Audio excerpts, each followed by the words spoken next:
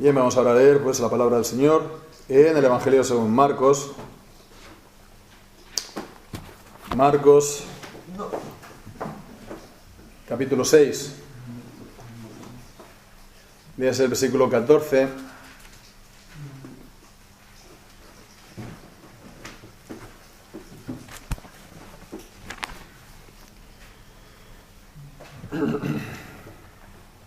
hasta el 29. Y dice así pues la palabra del Señor. Y oyó el rey Herodes la fama de Jesús, porque su nombre se había hecho notorio. Y dijo Juan,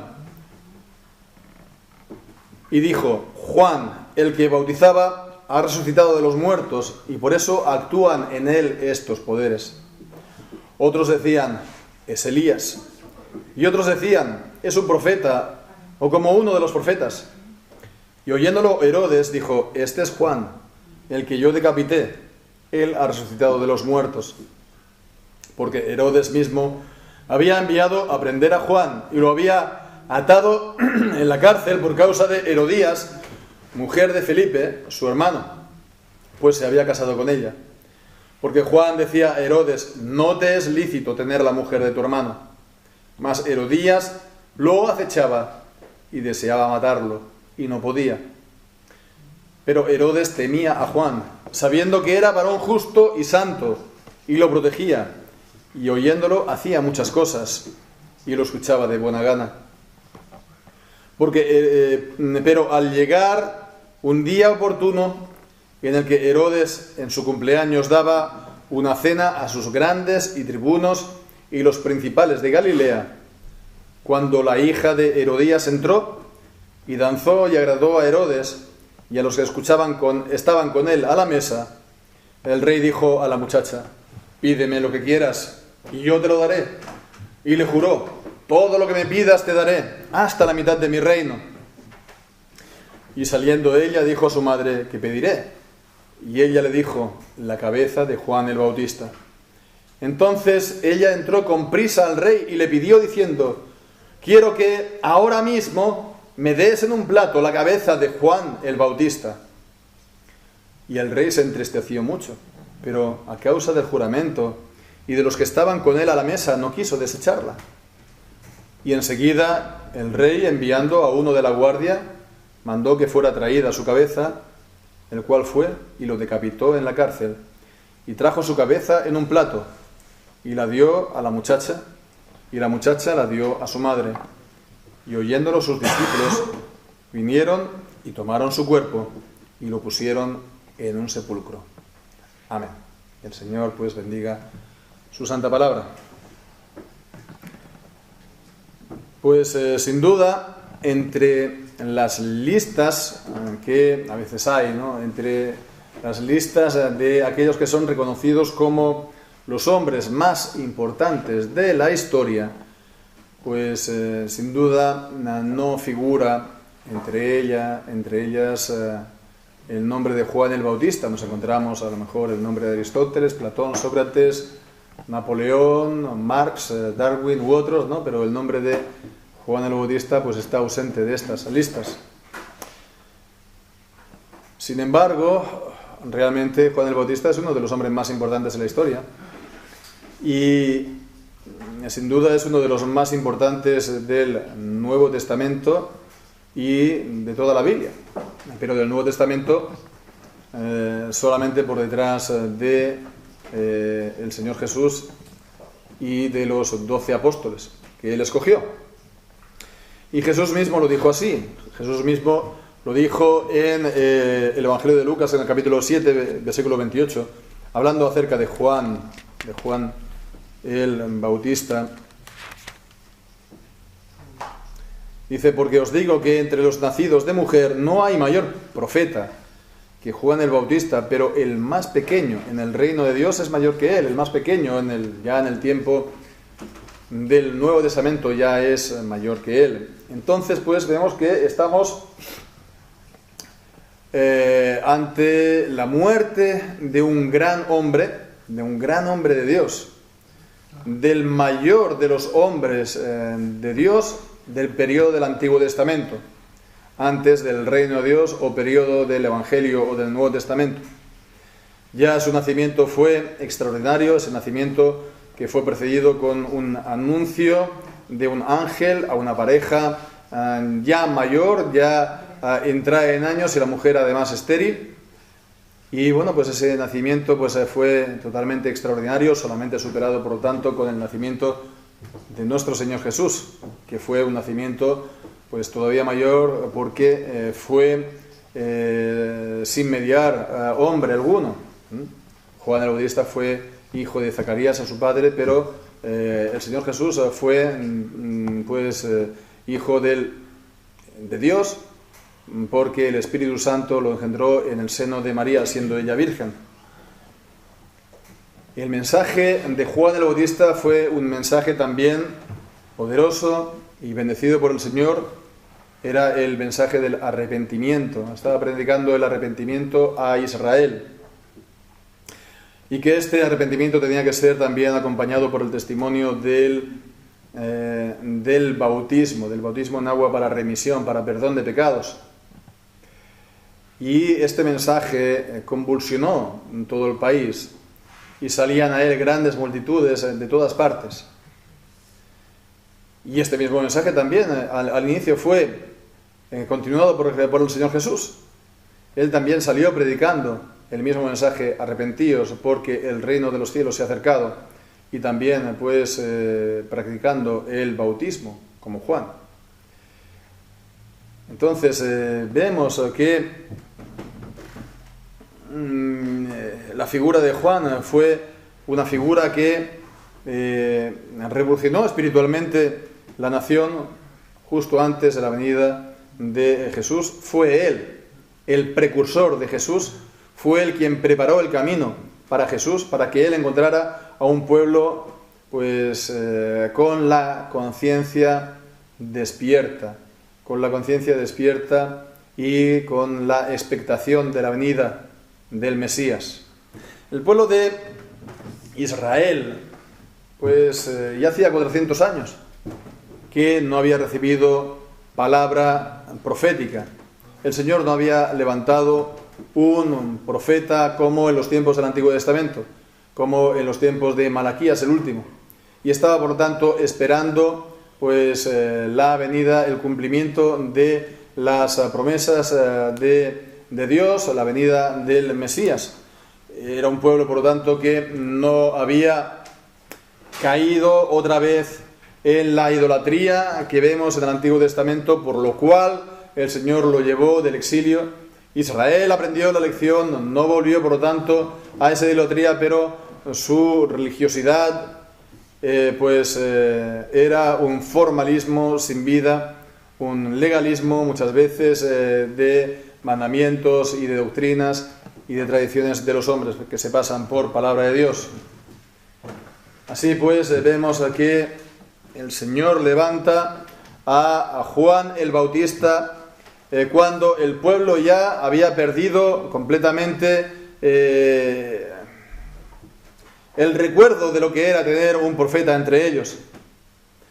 Y el pueblo, por lo tanto, vio lo que era tener un profeta en medio de ellos anunciando la palabra y denunciando pecados del pueblo.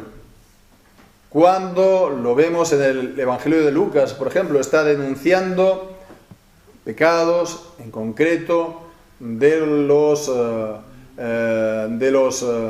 publicanos, los que recaudan impuestos, o de los soldados, ¿no?, de distintas capas o grupos de la sociedad, pero no se queda solamente a este nivel, digamos, del pueblo llano, sino que también vemos que se dirige como siervo de Dios y como profeta de Dios incluso a los dirigentes y a los gobernantes del país. Y esto es precisamente lo que le costó la vida a Juan el Bautista.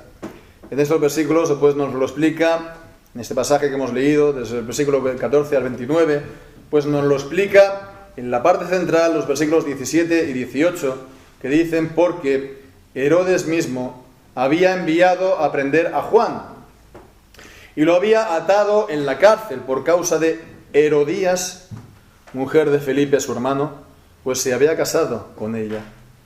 Porque Juan decía a Herodes: no te es lícito tener la mujer de tu hermano. Entonces vemos que él estuvo pues denunciando este pecado en particular del dirigente, del gobernante Herodes, y que se había casado pues con Herodías. Este Herodes es, bueno, entonces hay que hacer también una pequeña introducción o una pequeña aclaración, porque, a ver, los Herodes eran una dinastía, habían muchos Herodes, ¿no? El Herodes principal fue Herodes el Grande, que vivió hasta el año 4 antes de Cristo. Hasta el año 4 antes de Cristo. Y este que vemos aquí no es Herodes el Grande, sino uno de sus hijos, llamado Herodes Antipas, que gobernó hasta el año 39 después de Cristo. Entonces, Herodes el Grande, esta era una dinastía de origen extranjero, como la tenemos hoy en nuestro país, ¿no? Que es de origen francés, pues igualmente ellos, era una dinastía de origen edomita, de Edom, lo conocemos, ¿no? Edom, la nación al sur de Israel, emparentado también étnicamente con Israel, porque descendía también de Edom, de Esaú. Y bien, pues Herodes Antipas, aquí se le llama rey, pero realmente, en realidad, su cargo era, como dicen los demás evangelios, Mateo y Lucas, tetrarca. Tetrarca es una palabra que significa un gobernante de un cuarto, sobre un cuarto, una cuarta parte. ¿Y eso por qué? Porque a la muerte de Herodes el Grande, no el Antipas, sino el Grande, el iniciador, por tanto, su reino se dividió en 4 partes. Y Herodes Antipas fue, por lo tanto, el gobernante de una de ellas, en la parte de Judea y de Perea. Entonces, vemos la historia de esta dinastía, pues es un poco, digamos, a veces difícil de seguir, porque todos son Herodes, todos tienen el nombre de Herodes por una parte, ¿no? Acompañado de, a lo mejor, pues otro nombre, ¿no? Sobrenombre. Pero además de esto es porque se complica todavía más por el hecho de que estaban casados entre sí. Eran una dinastía que se casaban pues entre hermanos, entre primos muy cercanos, entre sobrinos, entre parientes muy cercanos. Eran, por lo tanto, relaciones incestuosas. Eran relaciones incestuosas. Y, bueno, pues entonces el caso de Herodes Antipas con Herodías, ¿de qué proviene? Bueno, pues proviene de... Herodías era la mujer del medio hermano de Herodes Antipas, Herodes Felipe. Entonces vemos que también Herodías tenía el nombre de Herodes en su nombre, ¿no? Herodías, ¿no? De Herodes también, ¿no? Era también descendiente de Herodes el Grande. Y bien, pues entonces que se ve que coincidieron en un viaje a Roma y allí tuvieron lo que se dice hoy en día una aventura entre ellos. Se conocían, evidentemente, pero tuvieron esa aventura entre ellos y entonces pues acordaron que a su regreso pues ambos iban a poner fin a su matrimonio. Él, Herodes Antipas, estaba casado con la hija de un rey de una población árabe al sur de, por lo tanto, Israel, y ella iba a tomar entonces la iniciativa de también divorciarse de su marido, ¿no? Felipe, para casarse con entonces Herodes Antipas, cosa que hicieron. Una historia que a lo mejor hoy en día, bueno, dejando aparte la cuestión esta del tan estrecho parentesco, cosa que a lo cual todavía no hemos llegado, ¿no? Aunque sí que es cierto que poco a poco incluso se va pues promocionando relaciones incestuosas en la televisión, en programas de televisión, ¿no?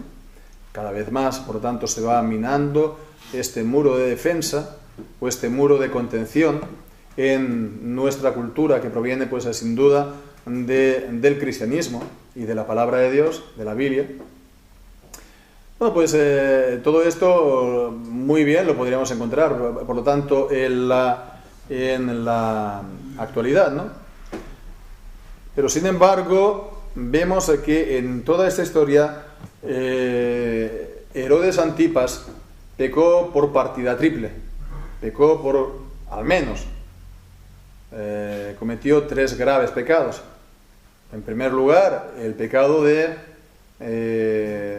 haber tenido esa aventura, ese adulterio, pues con la mujer de su hermana, lo cual ya de por sí es bastante pues tétrico.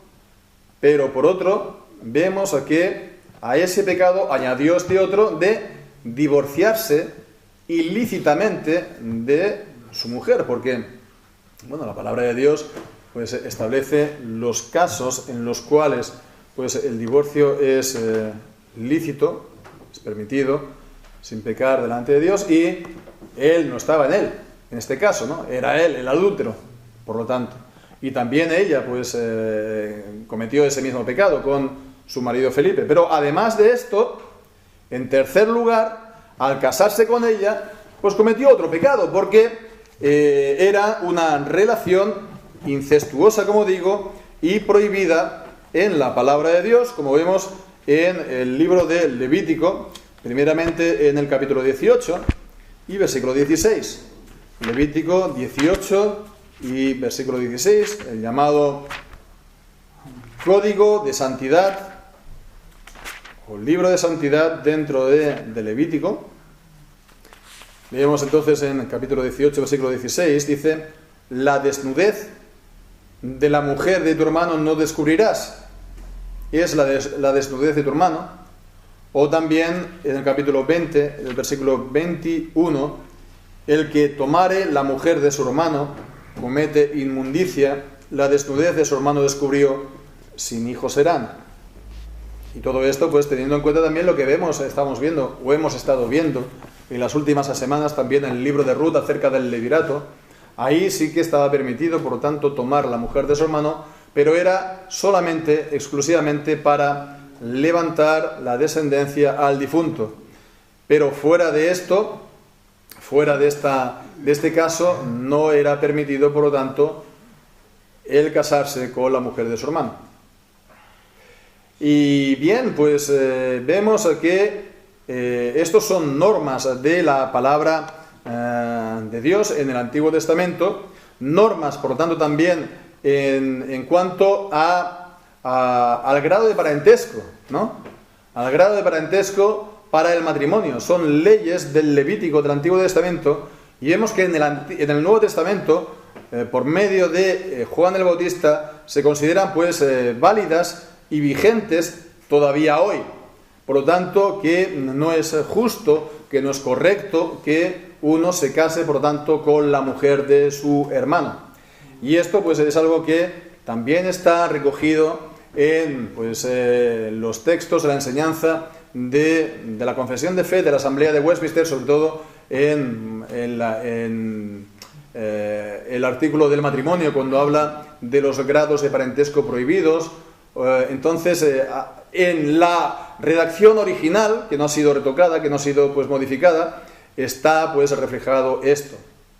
Y es una, digamos, piedra de toque importante, porque muestra claramente, digamos, el aprecio que se ha de tener a la ley de Dios, y que los que hicieron la Asamblea de Westminster tenían ese aprecio a la ley de Dios que encontramos en el Antiguo Testamento. Y estas normas que vemos en Levítico no las consideraron pues ya cumplidas en Cristo o ya pues desfasadas, sino que eran morales y por lo tanto se tenían que seguir guardando. Entonces, bueno, por no extendernos demasiado en este punto, pues lo podemos ver aquí, que esto se veía todavía aquí y que dentro de la Reforma, pues originalmente también, pues se consideraron, pues esto plenamente vigentes para nosotros en la actualidad como creyentes, como iglesia. Bien, pues hemos visto que Herodes había añadido pecado tras pecado: adulterio, divorciarse ilícitamente, casarse con la mujer de su hermano, y a todos estos añadió un pecado más.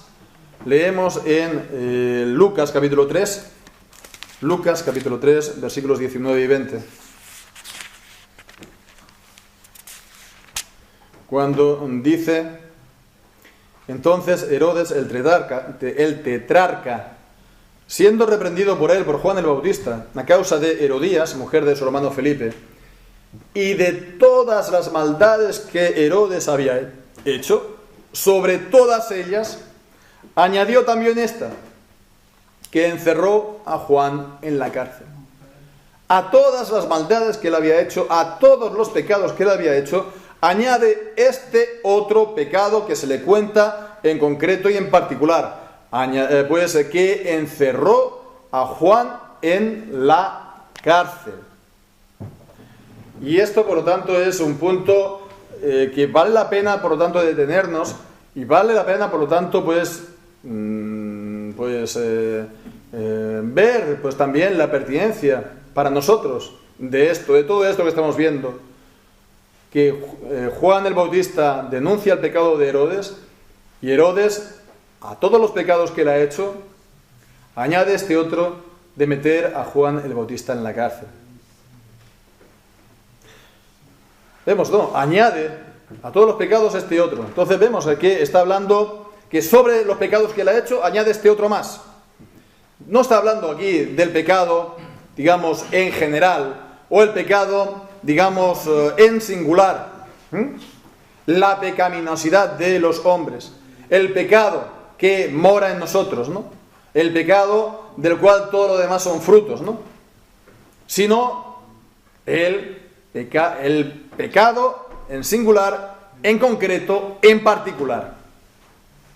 Y esto es importante porque también hay la tendencia entre nosotros, evangélicos en general, de concebir el pecado solamente en términos muy, muy generales o muy, muy abstractos. Es decir, de considerar el pecado solamente en el sentido de pecado original o de la pecaminosidad de todos los hombres, ¿no? De que todo, pues lo que hagamos está de alguna manera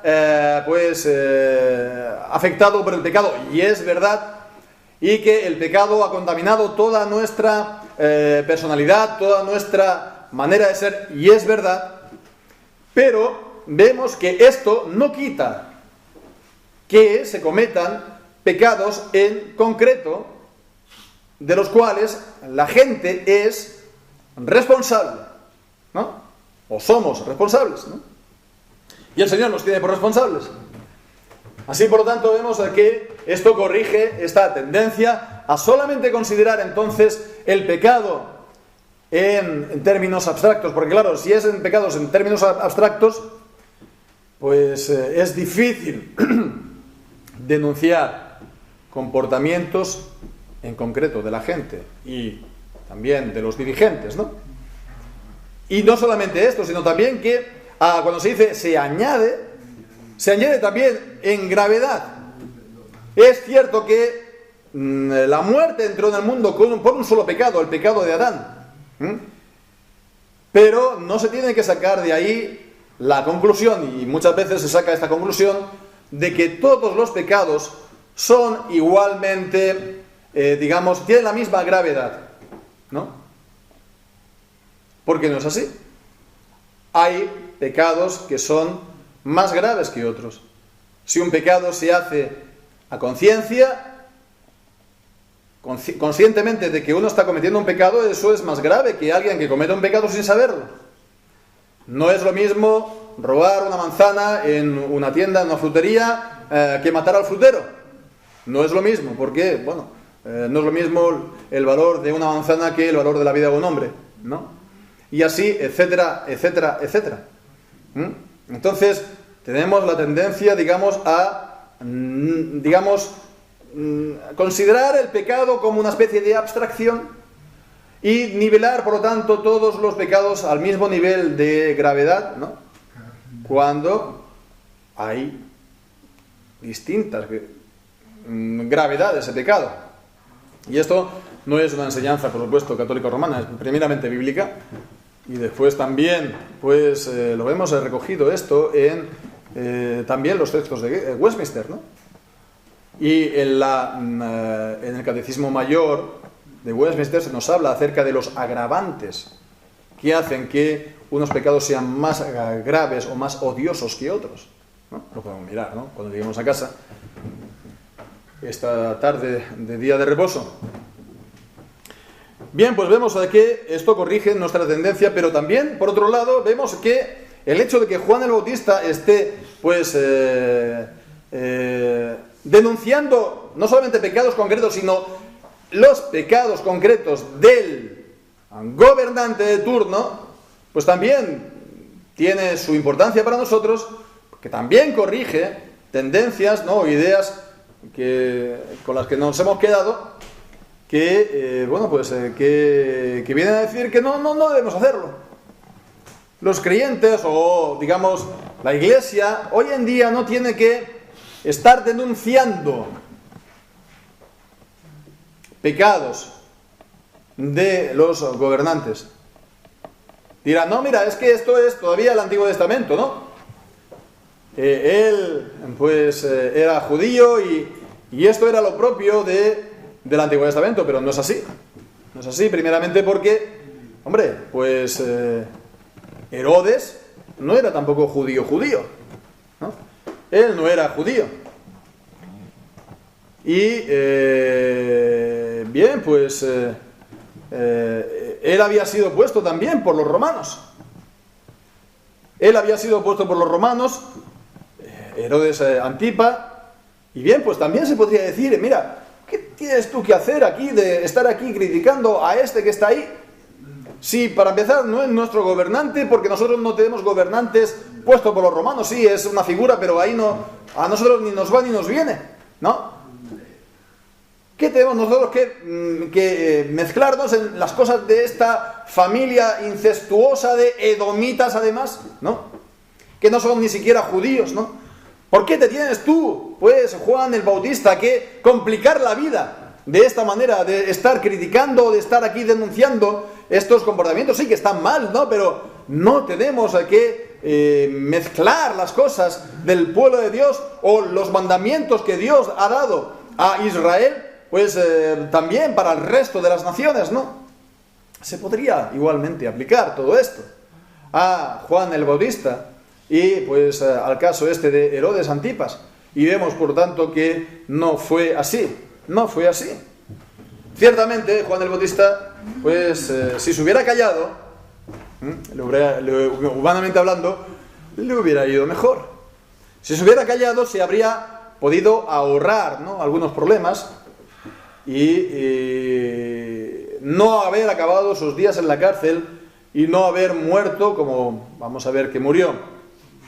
Pero sabemos que lo hizo, por supuesto, se ganó esos problemas, pero también lo que hizo agradó a Dios y tuvo la aprobación del Señor Jesucristo, que dijo que de entre los nacidos de mujer no hay otro profeta mayor que él, y que él era, si lo queréis recibir, dice, el Elías que tenía que venir. Pero bueno, vamos a continuar pues adelante, porque en segundo lugar, pues en toda esta historia sí hemos en primer lugar considerado la ocasión, ¿no?, que lo motivó, ¿no?, esta prisión de Juan el Bautista, pero en segundo lugar vemos que toda esta historia se centra en la figura no de Juan el Bautista, sino la figura de Herodes, ¿no?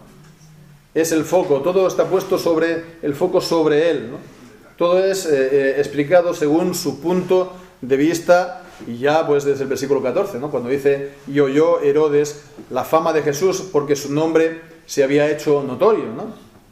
Entonces ya comenzando porque fue Herodes quien escuchó pues acerca de la fama de Jesús. Cuando dice su nombre se hizo notorio, pues se hizo notorio por evidentemente su predicación y sus milagros, ¿no? Y ya pues cada vez más gente lo conocía, y ya cada vez más gente hablaba de él, ¿no? Bien, pues vemos que todo esto pues fue cuando dice que su nombre se hizo notorio. Es curioso que el significado es literalmente que su nombre se hizo visible, o que apareció su nombre, ¿no? O que su nombre pues se manifestó, ¿no? Dándose a conocer a la gente. Bien, pues entonces se manifestó el nombre de Jesús, su fama, su reputación o su, digamos, influencia. Y entonces vemos en primer lugar el desconcierto de Herodes, y también los remordimientos de Herodes, su sentimiento de culpabilidad por lo que había hecho. Porque dice, pues, en el versículo 14, después, y dijo: Juan, el que bautizaba, ha resucitado de los muertos, y por eso actúan en él estos poderes. Había pues esta diversidad de opiniones entre la gente. Unos decían que era Elías, porque por la profecía de Malaquías, al final de su profecía, del libro, el último libro del Antiguo Testamento, estaba pues profetizando la venida del Mesías, y que sería precedido por mi siervo Elías. Entonces el pueblo de Israel estaba esperando la venida de Elías, que sabemos en el Antiguo Testamento había sido tomado en vida y llevado al cielo en vida, en un carro de fuego. Entonces esperaban que viniese Elías predicando, y ciertamente cuando Juan el Bautista pues predicó vestido pues con la misma indumentaria de pieles, pues entonces la gente diría: este es Elías, ¿no? Pero otros pues no estarían convencidos y dicen: este sería el profeta, ¿no? Cuando dice a continuación, otros decían: es un profeta. Es el significado esta vez de la palabra el profeta. El profeta, es decir, que Moisés hablaba en Deuteronomio 18, de profeta de entre vuestros hermanos como yo levantará Jehová a Dios. Entonces la gente estaba esperando la venida del profeta, de un gran profeta al final de los tiempos también, ¿no? Todo esto pues en el contexto de la venida del Mesías. Y otros pues también estaban diciendo que era uno de los profetas, es decir, como uno de los profetas de antaño, uno de los profetas del Antiguo Testamento, como Isaías o Jeremías, Ezequiel u otros, ¿no? Entonces que simplemente Dios ha enviado a un profeta más, ha enviado su palabra, ¿no? Como lo envió en el tiempo del Antiguo Testamento. Y él, pues entonces, la opinión que tenía Herodes acerca de Jesús es bastante particular, porque dice: él es Juan el Bautista, no es Elías, no es el profeta, no es uno de los profetas, es Juan el Bautista. Dice: a quien yo decapité, versículo 16, él ha resucitado de los muertos. Entonces él sabía entonces de los milagros de Jesús, y decía: él ha resucitado de los muertos, él ha pasado por tanto de esta vida, ha estado por tanto en el más allá, o ha estado en la vida después de la muerte, ha regresado. Por tanto, estos poderes sobrenaturales, es por eso, ¿no? Actúan esos poderes sobrenaturales, esos milagros en él. Entonces vemos que él creía en la resurrección, ¿no? Entonces era un impío, pero él creía en la resurrección. Con lo cual vemos que hoy en día están sin excusa aquellos que niegan la resurrección, ¿no? Judíos u otros, ¿no? Entonces, los ateos u otros, ¿no? Que niegan que vaya a haber una resurrección. Bueno, pues una persona tan impía como Herodes se levantará en el día del juicio para dar testimonio contra ellos, ¿no? De la misma manera que los de Sodoma y los de Gomorra se levantarán en juicio contra los de la generación de Jesús, que no creían. Pero también vemos que les acusaba la conciencia. Les acusaba la conciencia por lo que había hecho. La conciencia, que es esta marca de la ley de Dios, con la que Dios creó al hombre, esta ley de Dios grabada en el corazón de Adán, y que, como dice en Romanos capítulo 2, pues da testimonio según nuestras acciones, acusándonos o defendiéndonos, ¿no? En Romanos capítulo 2, versículo 15, esta conciencia que hemos de guardar, de no contaminar. Dice 1 Timoteo capítulo 1, versículo 19, este mandamiento, hijo Timoteo, te encargo para que conforme a las profecías pasadas en cuanto a ti, milites por ellas la buena milicia, manteniendo la fe y la buena conciencia. Así, por lo tanto, vemos que es la necesidad, por lo tanto, de mantener la buena conciencia delante del Señor, una conciencia que no nos acuse a nosotros mismos. Si estamos nosotros hoy en día acusados por nuestra conciencia, ¿cómo vamos a pasar digamos, el tribunal del Señor, a estar delante del tribunal del Señor? Aquel, por lo tanto, que peca contra su conciencia, pues acarrea un grave peligro para sí, porque lo deja convicto, lo deja herido de muerte. Proverbios capítulo 28, versículo 1 dice: huye el impío sin que nadie lo persiga, pero el justo está confiado como un león joven, como un león. El impío huye, sobre todo cuando ya es perseguido por su propia conciencia. Y aquí es lo que vemos en Herodes Antipas, que él pues estaba perseguido por los remordimientos de lo que había hecho. Sin embargo, vemos que lo que se nos dice aquí en Marcos capítulo 6 acerca de Herodes, podríamos decir que no es del todo negativo. No es del todo negativo porque, bueno, hay cosas, entre comillas, podríamos decir buenas. En primer lugar, el contraste con su mujer Herodías, porque ella sí, se nos dice que lo acechaba. En el versículo 19, Herodías lo acechaba y deseaba matarlo y no podía. Lo acechaba, es decir, ella estaba resentida por lo que le había hecho. Y bueno, pues la forma de lo que se dice en el original es el significado como que se la tenía jurada, ¿no?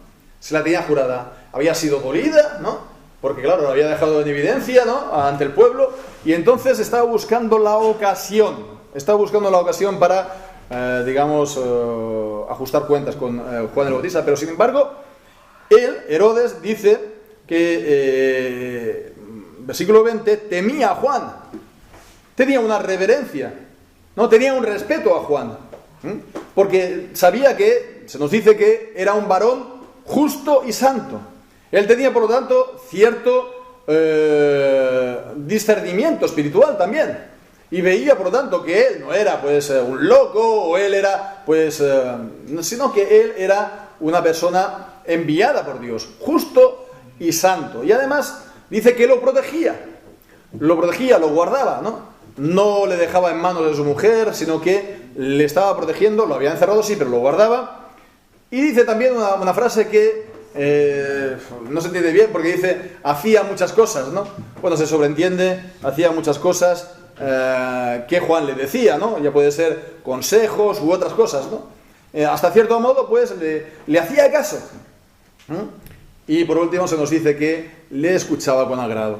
Entonces él no estaba, pues, endurecido en primer lugar contra él. Él no estaba ferozmente en contra de él. Él tenía cierta simpatía para Juan. Él tenía una actitud favorable hacia su persona y hacia su ministerio, a pesar de que le había criticado, lo había denunciado en público. Pues no estaba pues odiándolo como Herodes, ¿no? También vemos la distinta reacción ante lo mismo entre el sexo masculino o el sexo femenino, pero eso es otra cosa.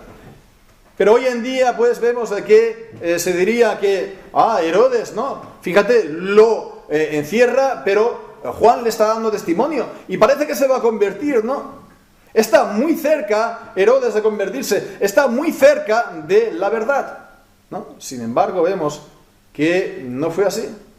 Y ciertamente Herodes estaba más cerca que los de Nazaret, ya vimos, ¿no? Estaban más cerca que los de Nazaret, aquellos que rechazaron pues a Jesús, ¿no? Pero sin embargo vemos que alguien que no esté en principio pues hostil y que esté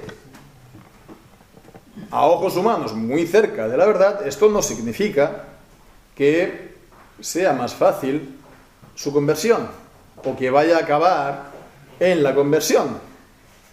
Indudablemente, porque aquí está el caso de Herodes, para mostrarnos que no forzosamente es así. Porque, bueno, pues a todos los pecados que hemos estado viendo antes, ¿no?, de encerrarlo, bueno, todavía no ha llegado el de matarlo, pero a este llegó también. ¿Y por qué? Pues vemos, es lo que se nos dice, se nos relata a partir del versículo 21. Se nos dice que al llegar un día oportuno, un día en particular, un día en concreto, en que Herodes en su cumpleaños, fue la fiesta de su cumpleaños. Y esta vez, bueno, en la antigüedad no había pastel y tarta con velas, ¿no?, sino que había entonces aquí un gran banquete, un gran festín, ¿no?, con mucha comida y con mucha bebida. Y entonces él, como era el tetrarca, ¿no?, invitó a todos las grandes personalidades, los hombres, ¿no?, porque entonces no había cupo paritario, ¿no?, era solamente los hombres del mundo, pues político, o lo que hoy diríamos políticos y también militares, ¿no? En el versículo 21 daba una cena a sus grandes y tribunos y principales de Galilea. Bien, pues entonces hubo esa gran comida, esa mucha bebida, y al final pues vemos que hubo pues la sorpresa, ¿no?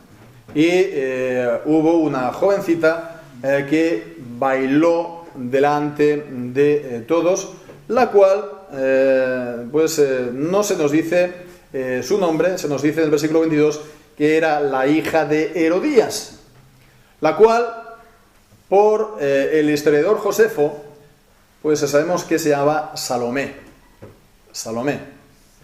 Y bien, pues Salomé, una jovencita, una muchacha, la hija de Herodías, con su primer marido Felipe, por lo tanto, la hija adoptiva de Herodes, y danzó en medio de ellos, ¿no? Y podemos pensar que no fue, pues, una danza, digamos, inocente, como si fuera una sardana, ¿no?, sin ningún problema, ¿no?, sino que sería más bien, no sé, un baile provocativo, un baile sensual, un baile hasta erótico, delante de toda la compañía masculina que había allí delante. Eso pues sería, digamos, el broche de oro, entre comillas, del festín, de la celebración. Y bien, pues él no tuvo reparos en mostrar de esta manera, delante de un público masculino y bebido, a su propia hija danzando de esta manera. Y Herodías, su mujer, ¿no?, su propia madre tampoco tuvo reparos, ¿no?, de decirle: niña, ¿qué haces? Vete ya a tu habitación, ¿qué haces aquí? ¿No? ¿Qué haces así? No, sino que pues lo dejó sin problemas, ¿no?, lo cual fue una forma de prostituirla. Bien, pues entonces vemos que todo concluyó a lo que se nos dice en el versículo 23, cuando pues Herodes, bien contento, y delante de todos los demás, los que estaban con él a la mesa, entonces él le dijo: pídeme lo que quieras, que yo te lo daré, pídeme lo que quieras, ¿no? Y en el versículo siguiente, pues incluso le añado un juramento: todo lo que me pidas te daré, hasta la mitad de mi reino. Y eso vemos que, primeramente, él no lo podía hacer. Él no podía darle la mitad de su reino. Primero porque no era rey, ¿no? Y segundo, pues porque lo habían puesto los romanos, eso no estaba en su mano. Eso fue entonces mitad bravuconada, ¿no?, exageración. Y bueno, pues vemos que mezcló el nombre de Dios por en medio con un juramento en vano. Por lo tanto, estaba quebrantando también aquí el mandamiento de no tomar el nombre del Señor en vano.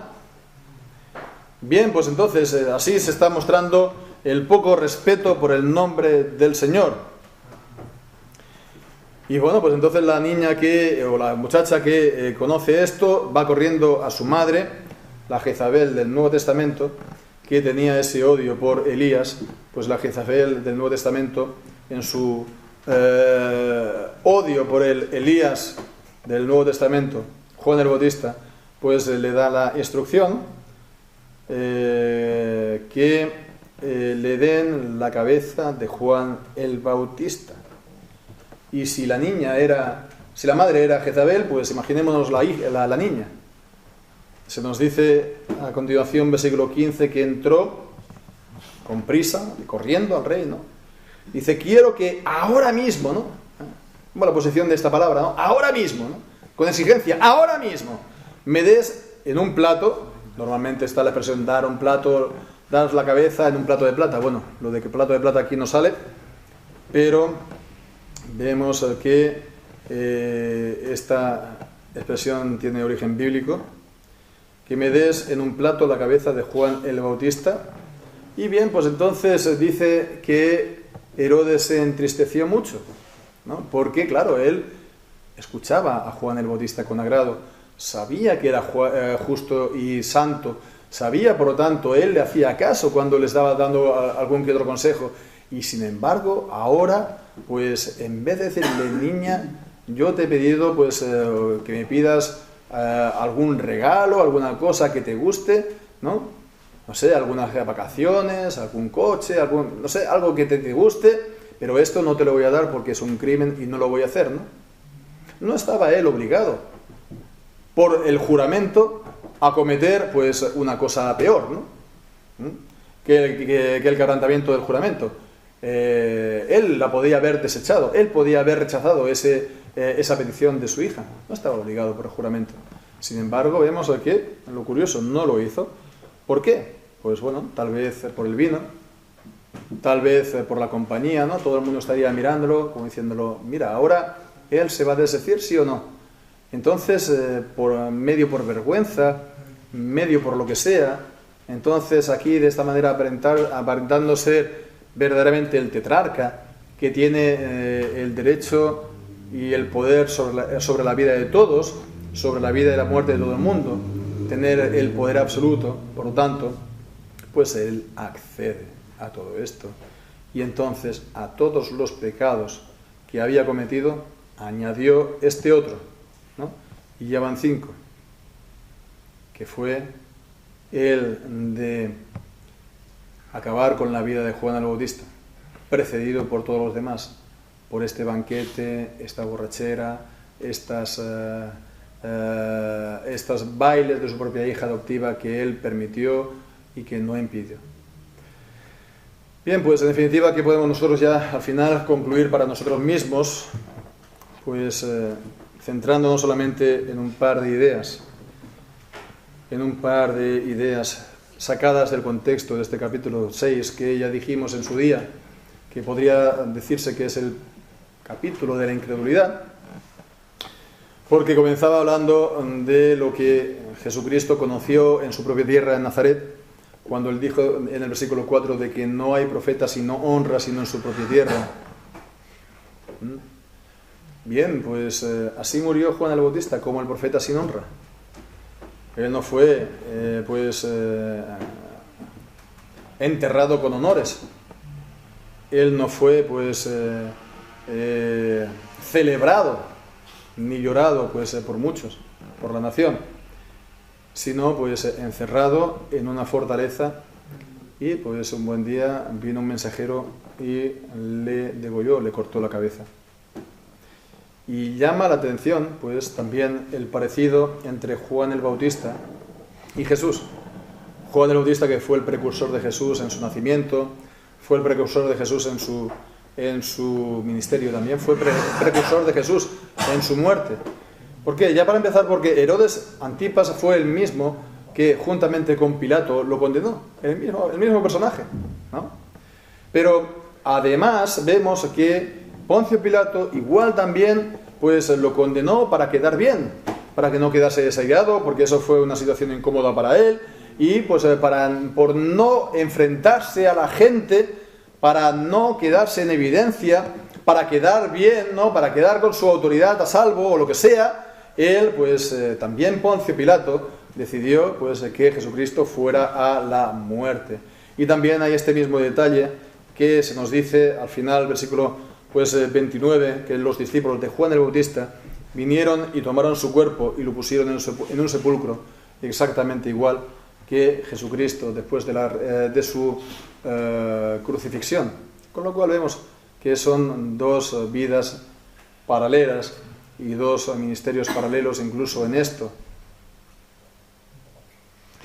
Y él fue el profeta sin honra en la vida, pero vemos que al final estamos leyendo su historia y el galardón y la recompensa del Señor a Juan el Bautista en el reino de los cielos, pues todavía la hemos de descubrir lo que va a ser.